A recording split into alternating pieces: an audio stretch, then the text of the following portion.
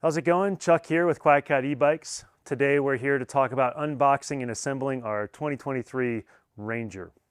First thing we're going to want to do is open up the box. We'll just go ahead and cut the tape. Just be careful, there may or may not be staples in the top of your box as you open it up. Crack that cardboard back. Once we have the box open up, again, we're going to take a look inside, check for any damage, make sure everything's there. I can start pulling some of this packaging out of the way. I'm going to take a look in the box. I should be able to reach in and find a box that has the battery on one side. And I should be able to find the accessory box on the other. We'll set those aside on our bench. And now we're ready to take the bike out of the box. Perfect. So you can lift the bike out of the box by yourself. It's a little bit easier if you find a friend. So if you've got a friend nearby, you can each grab one end of the bike, lift it right up out of the box, and set it on the ground next to it.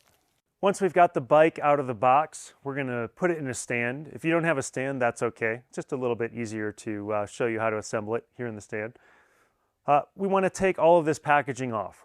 Right? As we take this packaging off, just take care that when you cut these zip ties and this tape, that you don't scratch the frame or you don't accidentally snip the wires that are attached to the handlebars. So take a little time and remove all the packaging.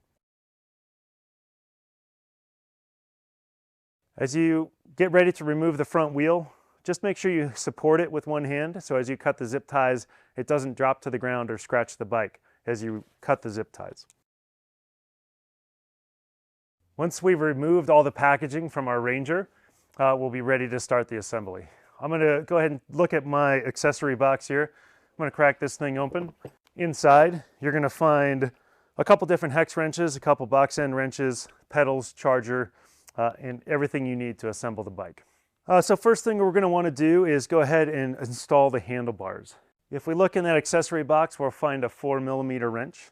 I'm going to take my 4mm wrench and I'm just going to loosen all 4 of these bolts on the stem.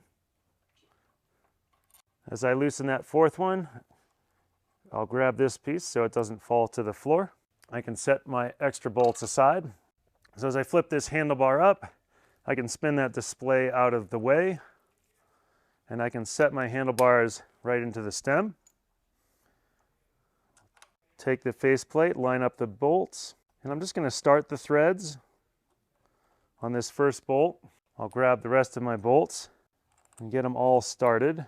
Once I have all 4 bolts threaded, I'm just going to snug those bolts up. Once I have all 4 bolts pretty snug, I can take and spin my handlebars into position.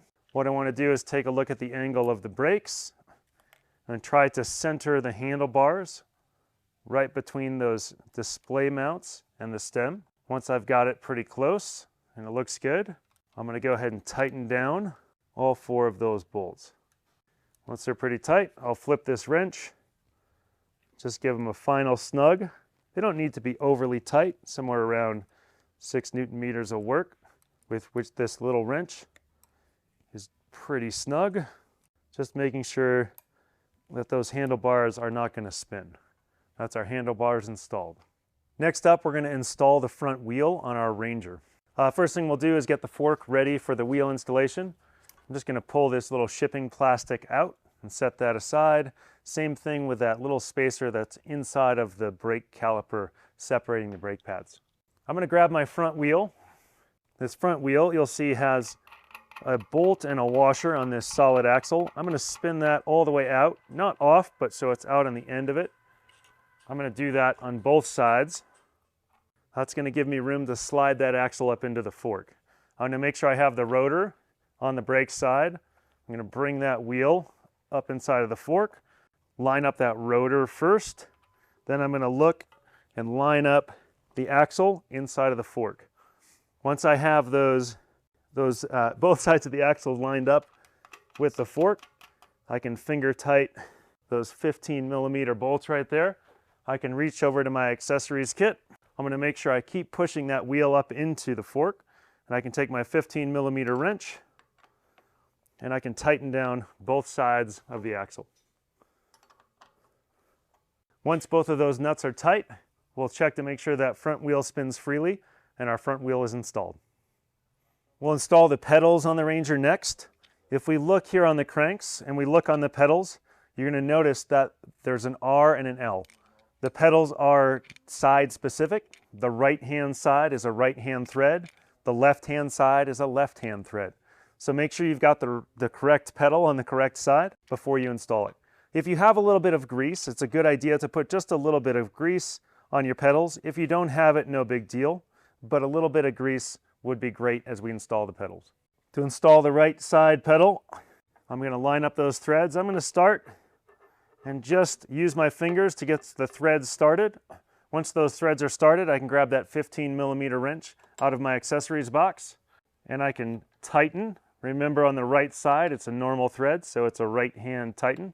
There's an arrow on that sticker just to help make sure you've got it correct. There we go, that's our right pedal installed. To install the left pedal, again, we're going to make sure that we have the left pedal labeled with an L on the left crank, labeled with an L. I'm going to tighten that to the left. This is a left-hand thread on the left side. I'm going to use my fingers to get it started.